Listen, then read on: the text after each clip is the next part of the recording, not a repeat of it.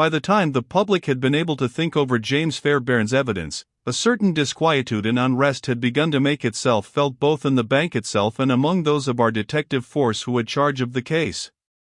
The newspapers spoke of the matter with very obvious caution, and warned all their readers to await the further development of this sad case.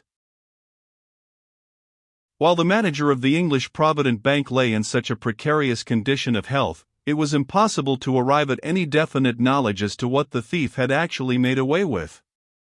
The chief cashier, however, estimated the loss at about £5,000 in gold and notes of the bank money. That was, of course, on the assumption that Mr. Ireland had no private money or valuables of his own in the safe. Mind you, at this point public sympathy was much stirred in favor of the poor man who lay ill, perhaps dying, and yet whom, strangely enough, suspicion had already slightly touched with its poison wing. Suspicion is a strong word, perhaps, to use at this point in the story. No one suspected anybody at present. James Fairbairn had told his story, and had vowed that some thief with false keys must have sneaked through the house into the inner office. Public excitement, you will remember, lost nothing by waiting. Hardly had we all had time to wonder over the night watchman's singular evidence, and, pending further and fuller detail, to check our growing sympathy for the man who was ill, than the sensational side of this mysterious case culminated in one extraordinary, absolutely unexpected fact. Mrs. Ireland, after a 24 hours untiring watch beside her husband's sick bed, had at last been approached by the detective and been asked to reply to a few simple questions, and thus help to throw some light on the mystery which had caused Mr. Ireland's illness and her own consequent anxiety. She professed herself quite ready to reply to any questions put to her, and she literally astounded both inspector and detective when she firmly and emphatically declared that James Fairbairn must have been dreaming or asleep when he thought he saw her in the doorway at 10 o'clock that night, and fancied he heard her voice. She may or may not have been down in the hall at that particular hour, for she usually ran down herself to see if the last post had brought any letters, but most certainly she had neither seen nor spoken to Mr. Ireland at that hour, for Mr. Ireland had gone out an hour before, she herself having seen him to the front door. Never for a moment did she swerve from this extraordinary statement. She spoke to James Fairbairn in the presence of the detective, and told him he must absolutely have been mistaken, that she had not seen Mr. Ireland, and that she had not spoken to him.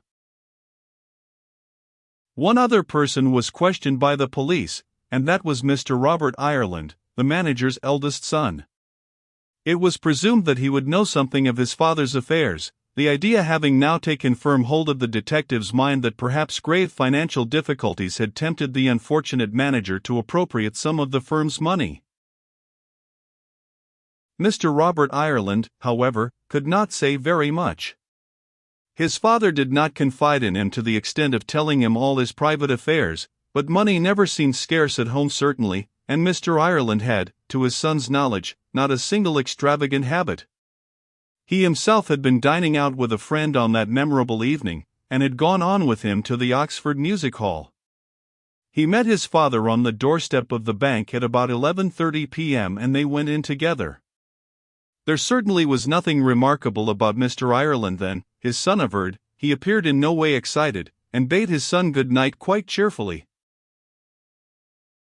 There was the extraordinary, the remarkable hitch, continued the man in the corner, waxing more and more excited every moment. The public, who was at times very dense, saw it clearly nevertheless. Of course, everyone at once jumped to the natural conclusion that Mrs. Ireland was telling a lie, a noble lie, a self-sacrificing lie, a lie endowed with all the virtues if you like, but still a lie. She was trying to save her husband, and was going the wrong way to work. James Fairbairn, after all, could not have dreamt quite all that he declared he had seen and heard. No one suspected James Fairbairn. There was no occasion to do that. To begin with, he was a great heavy Scotchman with obviously no powers of invention, such as Mrs. Ireland's strange assertion credited him with. Moreover, the theft of the banknotes could not have been of the slightest use to him. But, remember, there was the hitch. Without it the public mind would already have condemned the sick man upstairs, without hope of rehabilitation. This fact struck everyone. Granting that Mr. Ireland had gone into his office at 10 minutes to 10 o'clock at night for the purpose of extracting £5,000 worth of notes and gold from the bank safe, whilst giving the theft the appearance of a night burglary, granting that he was disturbed in his nefarious project by his wife, who, failing to persuade him to make restitution, took his side boldly, and very clumsily attempted to rescue him out of his difficult position, why should he, at 9 o'clock the following morning, fall in a dead faint and get cerebral congestion at sight of a defalcation he knew had occurred? One might simulate a fainting fit, but no one can assume a high temperature and a congestion, which the most ordinary practitioner who happened to be called in would soon see were non-existent. Mr. Ireland, according to James Fairbairn's evidence, must have gone out soon after the theft, come in again with his son an hour and a half later, talked to him, gone quietly to bed, and waited for 9 hours before he fell ill at sight of his own crime. It was not logical, you will admit. Unfortunately, the poor man himself was unable to give any explanation of the night's tragic adventures. He was still very weak, and though under strong suspicion, he was left, by the doctor's orders, in absolute ignorance of the heavy charges which were gradually accumulating against him. He had made many anxious inquiries from all those who had access to his bedside as to the result of the investigation, and the probable speedy capture of the burglars, but everyone had strict orders to inform him merely that the police so far had no clue of any kind. You will admit, as everyone did, that there was something very pathetic about the unfortunate man's position, so helpless to defend himself, if defense there was, against so much overwhelming evidence. That is why I think public sympathy remained with him. Still, it was terrible to think of his wife presumably knowing him to be guilty, and anxiously waiting whilst dreading the moment when, restored to health, he would have to face the doubts, the suspicions, probably the open accusations, which were fast rising up around him.